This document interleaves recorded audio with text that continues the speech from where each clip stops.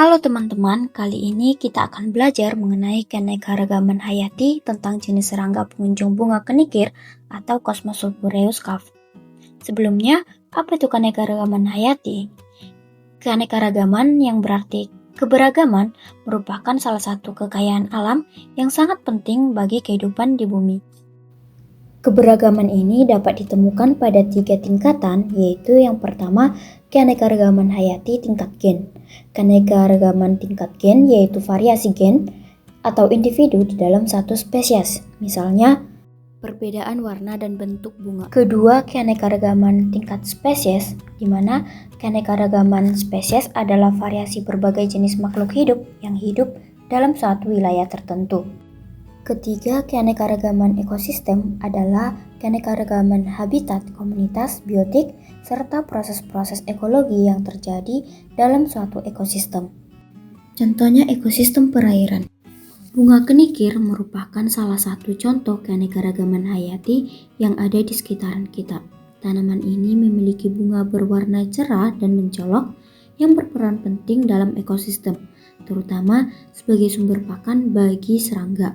Selain itu, kenikir juga dikenal sebagai tanaman obat dan sayuran tradisional karena daunnya yang mengandung senyawa fenolik, yaitu asam vanilat sebagai senyawa utama, alkaloid, flavonoid, dan juga tanin yang berfungsi untuk meningkatkan aliran darah, menurunkan suhu tubuh, meningkatkan nafsu makan dan menguatkan tulang, serta menurunkan gula darah atau kolesterol. Pernahkah kalian memperhatikan serangga yang hinggap di bunga di sekitar kita? Tanpa kita sadari, serangga-serangga kecil tersebut memiliki peran besar dalam menjaga keberlangsungan kehidupan. Melalui video ini, kita akan mengamati keanekaragaman hayati secara langsung dengan mengenal berbagai jenis serangga pengunjung bunga kenikir. Nah, adapun serangga pengunjung bunga kenikir yaitu yang pertama kupu-kupu Koster jingga. Kupu-kupu ini berwarna jingga termasuk famili Nymphalidae karena memiliki sayap orange dengan bercak kontraks, warna terang dan gelap sehingga menjadi pola aposematik sehingga predator menghindarinya. Berperan penting terutama dalam interaksinya dengan bunga kenikir sebagai polinator yang membantu proses penyerbukan, sekaligus menjadi bagian penting dalam rantai makanan.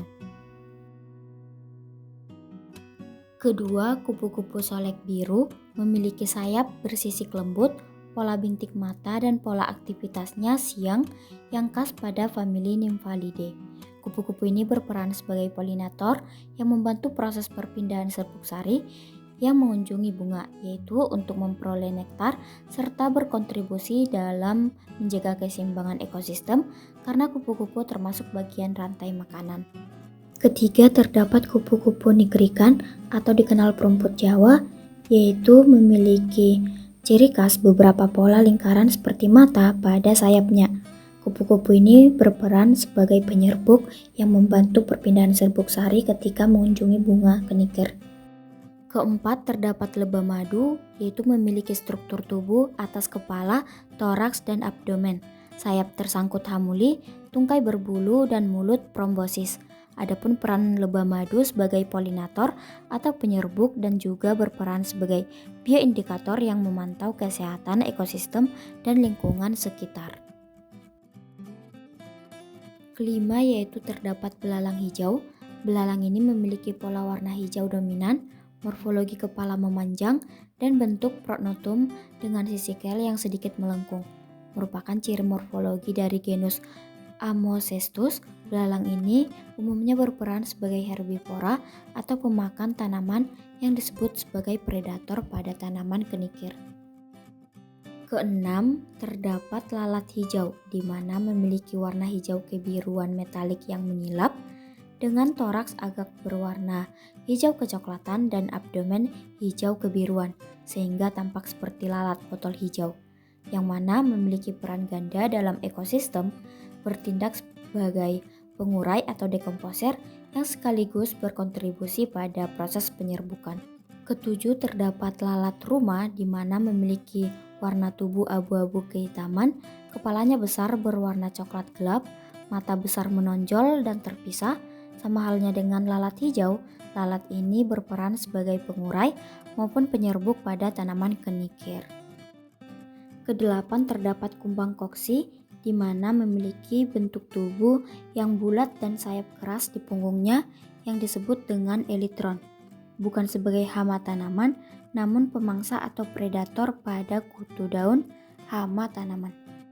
9. Terdapat semut kayu, di mana tubuh terbagi jelas menjadi kepala, toraks, petiola, dan abdomen, serta struktur rudimen di ujung perut. Semut ini memiliki peran positif dan negatif pada bunga kenikir.